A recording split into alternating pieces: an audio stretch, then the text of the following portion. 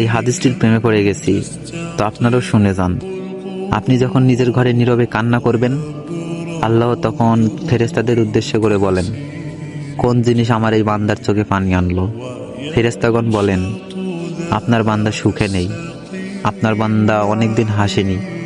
এই বলে ফেরেশতাগণ কান্না করতে থাকেন এবং আল্লাহকে বলেন, হে আমার রব, আপনি তো জানেন আপনার এই বান্দার হৃদয়ে কি রয়েছে, অতএব আপনি তার জন্য সবকিছু সহজ করে দিন।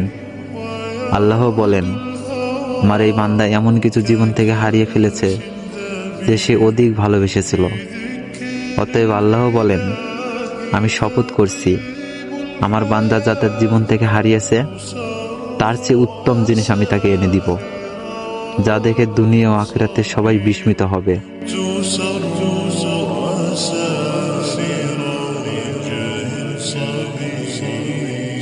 be